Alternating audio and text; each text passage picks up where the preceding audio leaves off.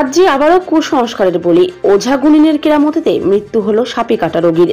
ঘটনাটি ঘটে দক্ষিণ 24 পরগনা জেলার কুলতলি থানার মেরিগঞ্জ 1 নম্বর অঞ্চলের অধীনে 5 নম্বর মেরিগঞ্জ গ্রামে।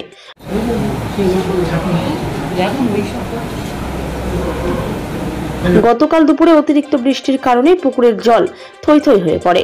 পুকুরের জল বের করার জন্য যায় সায়দা শেখ, আর সেই সময় পুকুর পাড়ে কামড় দেয় বিষধর সাপের। তড়িঘড়ি পরিবারের লোকজন হাসপাতালে না নিয়ে যায় ওঝার কাছে, আর ওঝার কেরামতিতে সেখানে গুরুতর অসুস্থ হয়ে পড়ে ওই মহিলা। প্রায় কেটে যায় 2 ঘন্টা সময়।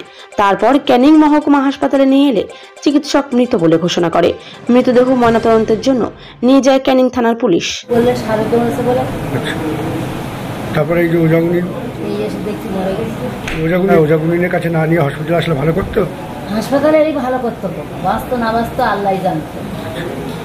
কিন্তু হসপিটালে আনা উচিত ছিল। কে হয় আপনার? মেজো বোন। কি নাম আপনার বোনের? সাপে কামড়ায়, তারপরে তারা ওঝাগুনিনের কাছে নিয়ে যায়।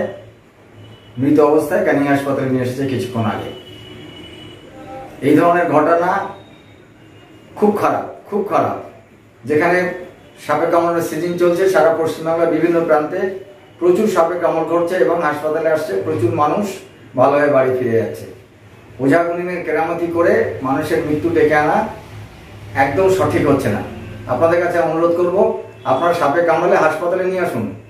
হাসপাতালে পর্যাপ্ত পরিমাণে সাপের কামড়ের চিকিৎসার যেসব ওষুধপত্র লাগে সবই সাপ্লাই আছে এবং তার সঙ্গে আনুষঙ্গিক ওষুধপত্র আছে। ডাক্তারবাবুদের সুযোগ দিন সাপের কামড়ানোর পেশেন্টকে চিকিৎসা করার। আপনারা শুধু ওঝাগুনিনের কাছে যাচ্ছেন কেন? কোনোদিন ওঝাগুনিন কোনো সাপে কাটা রোগীকে চিকিৎসা করে সুস্থ করে তুলতে পারেনি।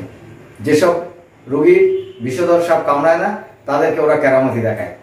কখনো বিষধর সাপ কামড়ালেও আমাদের শরীরে বিষ দিতে পারে না, যাকে ড্রাই বাইট বলা হয়। সেসব ড্রাই বাইটের ক্ষেত্রে তারা দেখায় আমরা এই বিষধর সাপে কামড়েছে, তাকে আমরা সুস্থ করে তুলেছি।